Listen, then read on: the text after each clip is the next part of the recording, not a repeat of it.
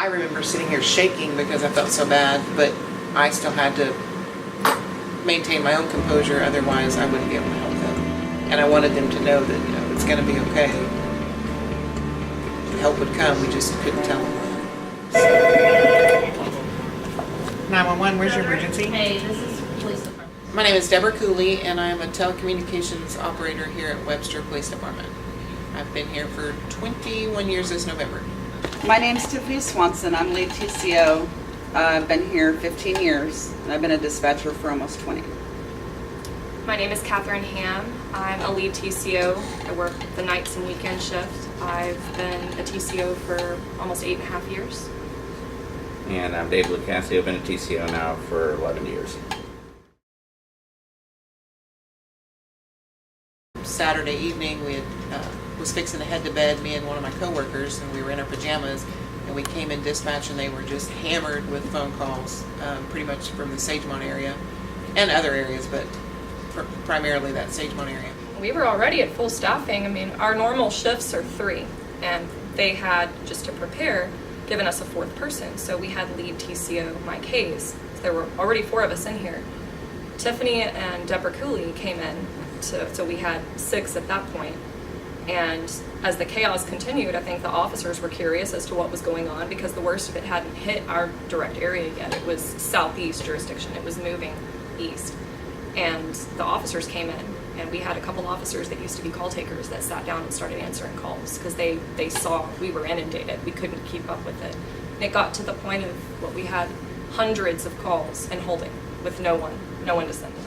I had a call for it sounded like maybe a hurricane party. They said they had like 13 people, children and adults in the house. And they told me that the roof collapsed and that they couldn't get out of the house. And it's really hard to take these calls and have to tell them for the first time ever in our careers, I don't have hope to send you. That was rough. And it started getting rough when people started calling hours later and they were still on the roof or in the attic, and they didn't have any food for their children, any formula for their babies, and the panic started all over again.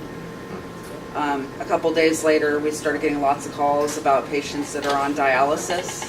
So that made it really hard because hospitals were closed, resources were limited, and they still needed to get a boat out there to go get these people. Get to them. Yeah. Mine was one where she looked at me and she actually took the call out over in Forest Bend. They had, what would say, she was in labor. I think the stress like put her and a into half. labor. Yeah. And she looked at me because I'm a part-time paramedic. She goes, "Are you ready to deliver over the phone?" And what choice did I have? It didn't happen, thank God. We got the medics there, but with it being underwater, it was that whole idea. She was on a dump truck ready to give birth, essentially, and we couldn't get an ambulance to her. We thought we couldn't, but last minute we were able to get help to her. The fire department wasn't able to get to everybody. We had to tell them to shelter in place, which was sad because we'd have to tell them to take an axe or a hammer or something up into the attic with them so they'd be able to gain access to their roof if it was necessary.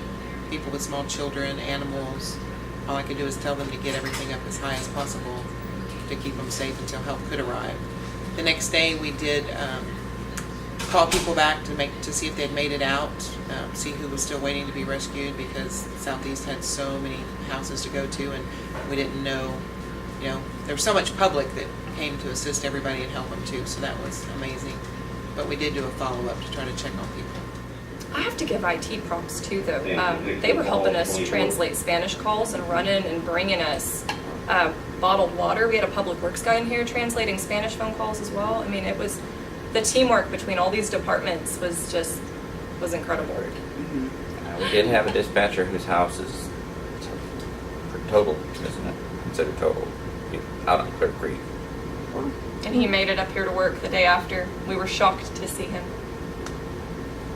They got out on their second floor, and both of their cars were completely underwater, and the coworker still found a way to make it into work to be here to assist everybody else during the hurricane. So that's pretty admirable. Thank you, our amazing restaurants in our city. Can't thank you guys enough. And our CPA came in and cooked for us breakfast, made all sorts of food, burgers, hot dogs. They really took care of us. Amazing people. I'm still stressed, even though it's over. I mean, I feel bad when you drive down the streets and you see everybody's belongings. out on the highway, waiting to be picked up. It reminds me of Ike, but we went through Ike, we lost our home, but we survived.